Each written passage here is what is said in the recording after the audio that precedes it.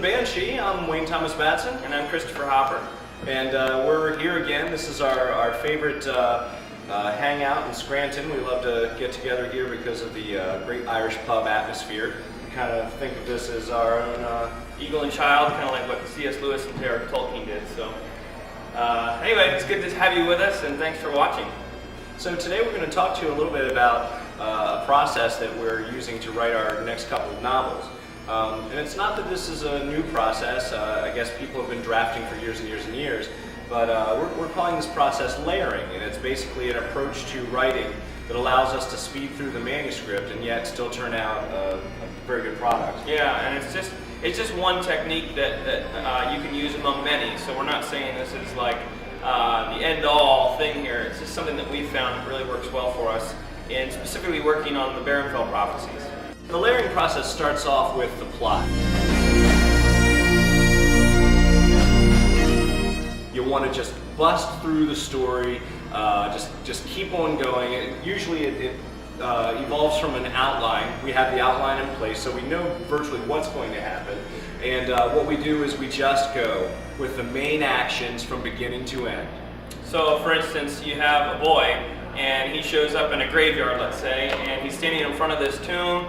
And the next thing, he gets startled and he runs across the street away from the graveyard into an abandoned building.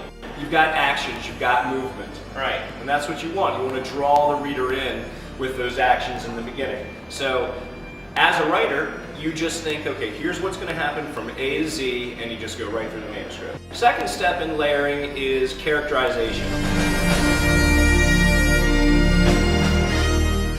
You always hear people talk about the character-driven plot. You want to have characters who seem real, who seem alive to the reader. And so what you do is you go back to that same first manuscript, and you've got all these cardboard people who are walking around through the manuscript, and you make them real. And in some cases that takes you a different direction, because these people are now three-dimensional, and they might not do what you thought they were going to do. So you make changes. Yeah, so let's say, again, you have this guy looking at this tombstone in the graveyard, and we'll call him Jimmy Gresham. And he's 13 years old, standing there in this cemetery, and instantly we were trying to paint a face, and what does he look like, and what's his background, but that kind of works into the next step. That's true. So after you do the characterization, you go to the description layer, which is where you go back through one more time. Right. You think about what these characters look like, what these places look like, and the one thing to be careful of is, and I've seen a lot of rookie writers, including ourselves, you don't want to drown the reader in your description. I think it was Tom Clancy, who, great writer, but when you take 3 pages to describe the knob on a helicopter, that's a little much for some readers. You're going to lose somebody. That's right. So what you do is you go through and you try to immerse the reader without drowning them. Just pick 1 or 2 salient, really important details about the appearance of a character, about the setting. So take that graveyard and flesh it for us. Give us something. So you have Jimmy Gresham. He's standing over a grave, and that tombstone has, here lies Leonard Ogilvy on the tombstone, let's say, and it's about 5 o'clock, so dusk is starting to set in. It's raining. The tomb there is newly turned, so it's somebody who's been buried there relatively recently, which kind of is a creepy thing. And there's sort of traffic behind him on the street as he makes his way across to this old dilapidated building. And so just by a couple of descriptions, we're starting to see things about Jimmy, both in his character development and through the setting, that somebody's been buried there recently. Why is Jimmy standing over this grave? Why does he want to run to this building? He's running from something or someone. He's afraid. So you're starting to grab emotions and motives as you describe not only the character but the setting.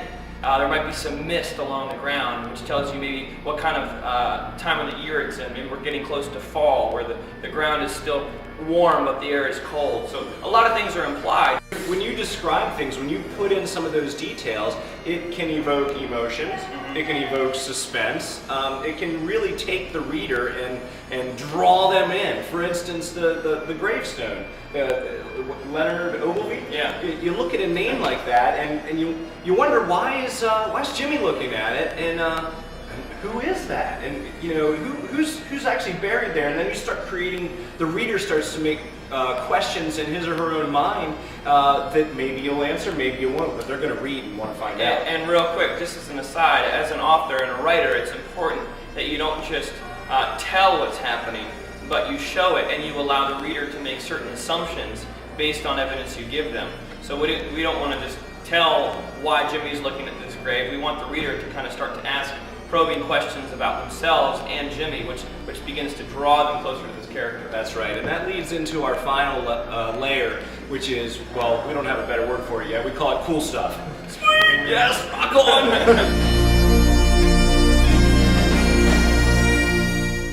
And basically what cool stuff is, all these little tricks of the trade that authors throw in there to give the story take-home value. Things like building a theme, a message in the story.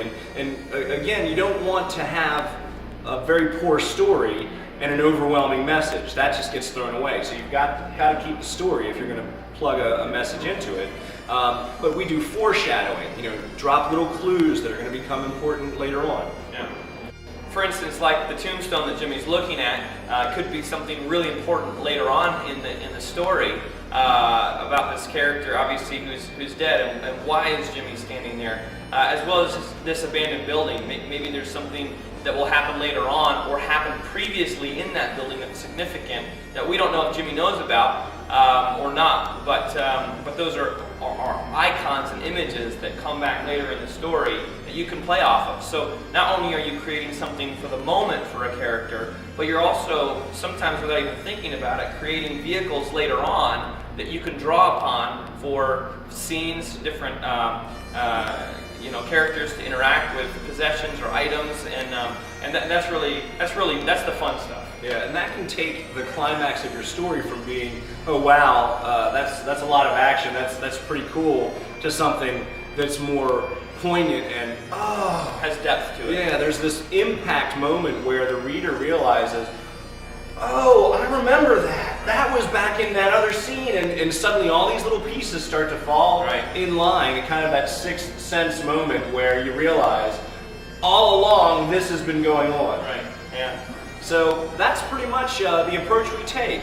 Plot, character, description, and then throw in all the cool tricks of the trade. And well, I guess you'll have to be the judge of whether we're successful or not. We hope you like the books. That's Curse of the Spider King, Book 1 of the Barenfeld Prophecies, due out in late October this year.